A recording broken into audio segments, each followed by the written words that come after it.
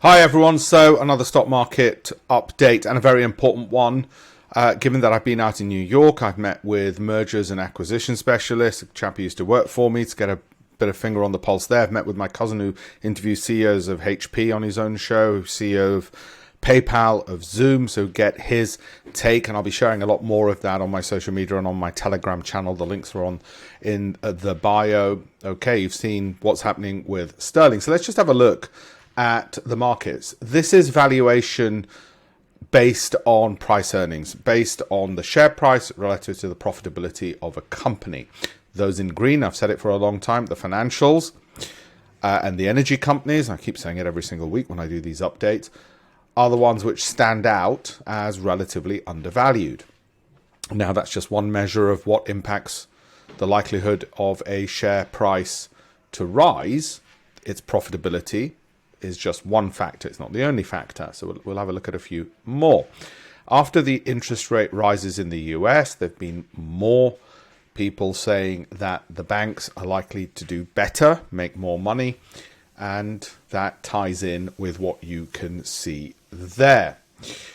This is how they've moved in the past week. As you can see, a lot of negativity. So in the short term, those valuation metrics don't necessarily have an impact, hence why there's something called market risk. Here's another view of valuation. It's price earnings growth, share price relative to the growth in profitability. Now here, the energy sector stands out, financials don't so much. So you can see if you're adding more filters, then you'd end up filtering out the banks, which is not necessarily a bad thing. Okay, let's look at some of the bellwether stocks to give us a flavor of what's happening in the markets. Now I want to draw some stuff, so I'm going to get out my pen, and this is where we are. This upward trend that I've been drawing, well, if we were to stay on that, then we would get this option 2, which is the mildly optimistic one. Option 1, of course, is the most optimistic, and that gives you a 16% return, whereas you only get a 10% return in 12 months if you're mildly optimistic. If you're mildly pessimistic, you end up in a year at a minus 9% loss. And if you're most pessimistic and think the markets will go down to roughly the levels they were just a couple of years ago, you think there's another 31% to go on top of the 23% we've already lost from peak to roughly where we are at the moment. So my job is to try and assign probabilities to those. It was the case that I was in the mildly optimistic. I'd have to say I think the most likely is somewhere between the mildly pessimistic and the most pessimistic. I need to think a bit more about where we are on that at the moment. Okay, so I'm not going to just throw out probability numbers, but 100% it's going to be somewhere there. There's a black swan that it could be over there or down here somewhere, but we're just trying to work that out. Well, I'm not actually into an index tracker at the moment. I wouldn't be buying one. Might buy one in a few months. We'll see. Don't forget I do these updates every week. I'm actually more into the individual stock. So again, I've done a similar thing here for Apple. You can see the trends it's been moving in. 1, 2, or 3. Well, worst case scenario with Apple, I think you end up with, well, just getting to keep your money, basically. Medium case, you end up from roughly current levels at about an 18% return. Okay, so that's where we are on that one. And you can see why, just because you think the index is going to fall, you might not necessarily fall out of the rest of the market. What about Microsoft? Where are we on that? Well, that has fallen out of the channel. That's not supposed to happen. This channel's been in place for ages, and that's why I thought we would get in the next year a 31% return. Now, it's fallen off the channel. All bets are off. Despite all of these buy ratings, look at all the buy ratings over here. From each one of those Bs is a buy rating from a bank, but it's fallen outside of that channel. What does that mean? Well, this monthly MACD could just balance out and go, this is oversold. It could start rising. This could bounce up. This could bounce up. So I'm going to wait before panicking. I have got 2 times leverage Microsoft. So I'm just going to wait another week before I say, oh my Lord, what's happening? It's the end of the world. And you know I'm not going to say that, don't you? If anything, I might actually look at buying more Microsoft. It's one of those few quality stocks that I don't mind buying more of. Most other things, I just wouldn't. If they fall, I'd just exit. There's another bellwether, Amazon. I'm about to go to Claridge's for lunch with the global head of innovation at Amazon. And I've printed this chart out. And I'm going to ask him, what do you reckon? 3, 2, or 1? Of course, I don't care what he says on that.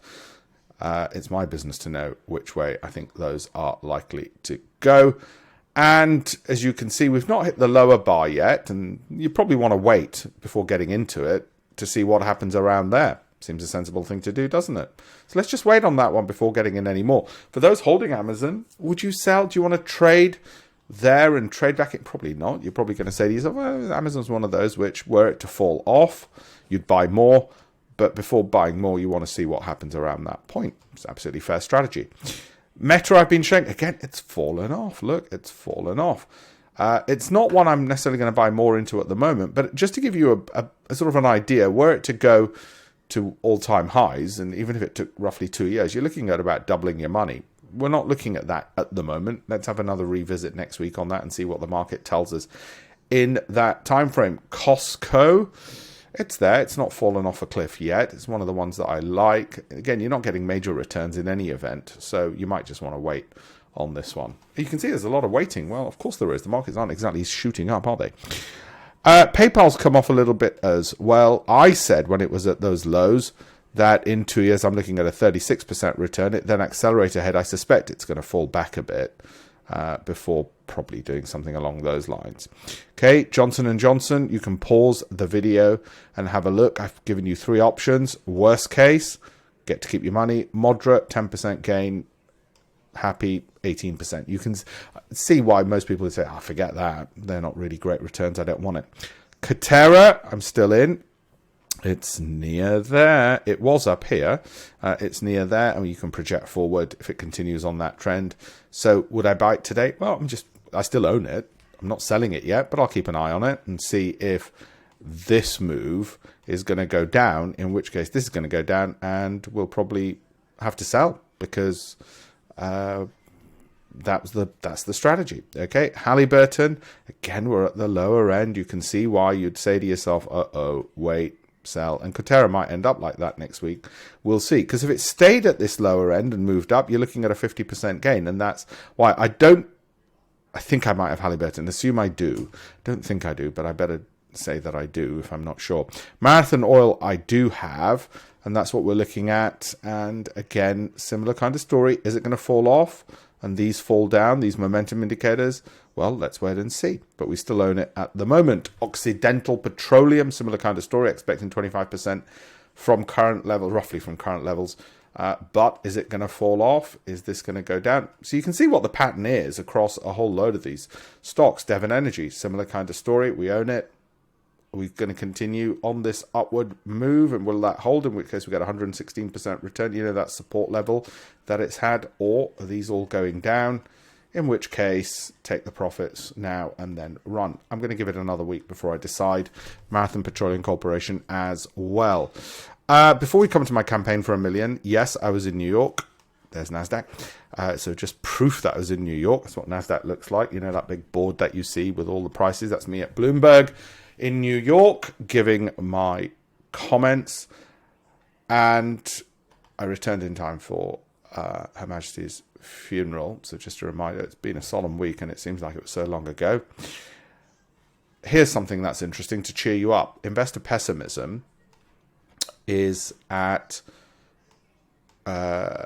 it's the highest in 20 years. So what happens when it's high, you know, between the bulls and the bears, and the spread is negative? Well, when it's massively negative like this, then in the next 12 months you get a 26% return or a 67% return, and so on and so forth. So actually, given that we are somewhere pretty high around here, we're supposed to be looking at a 22% upside on the S&P. Isn't that good news? If statistics holds. This is all on my Telegram channel, by the way. Bear markets hurt. The good news is they only account for 29% of the market environment. Still hurts. Small stocks have spent the vast majority of the time at or near all-time highs. So again, might suggest it's time we start going back up again. Because the market does look to the future and it looks beyond the immediate negativity. S&P 500 index annualized total return. The S&P index has positive returns 11 out of 12 times during periods of rising interest rates. Oh, we're in a period of rising interest rates. Another reason the S&P might go up. And that's putting it in different terms. Percentage time in market environment at all-time highs. 35% bull market dip, 33% bull market correction, only 3% bear market drawdown, 10%, and so on. Okay, pause this anytime you wish. What about market cycle? Well, depending on monetary policy, at the moment, monetary policy shock is possibly highly negative. I'm not sure it's a shock. Consumer sentiment, is it positive? Not sure. Unemployment status, negative. Well, let's say we're somewhere here, then, we should be in a rebound, but we're probably somewhere between a bear and a rebound. So in other words, both of those things suggest that maybe we're getting near a bottom. According to this, S&P 500 annualized total returns during Fed rate hike cycles. Well, as the Fed starts hiking, the S&P actually tends to give you better returns. What on earth? Market scenarios, the S&P index finishing off its worst first half since 1970. Let's look at the different scenarios going forward into 2023. Bull, bear case. Well, the bull scenario is supposed to be this. That's the base. That's the bear. And that's the stagflation. All right. So we've got a lot of people. Well, we've got people saying all of those things. You've got very few on the bull side, which is why we might want to be a bit more optimistic. I mean, that's what's supposed to happen. Consumer sentiment index. Under 55, it is under 55. Historical odds of consumer discretionary outperformance. So that sector tends to do well when consumer sentiment is low. Given historical patterns, consumer discretionary sector may be poised to accelerate over the next 12 months. In other words, we've battered the stocks down so much because we look to the future that they'll outperform now because they'll surprise to the upside. Okay, S&P 500 cumulative price return during a recession. Worst case during a recession, down 18%. Base case, up 16. Best case, 44. So, if there's a recession, we might not be doing too badly after all at all. Okay, enjoy all of that. And don't forget my campaign for $1 million.com. Thank you all very much.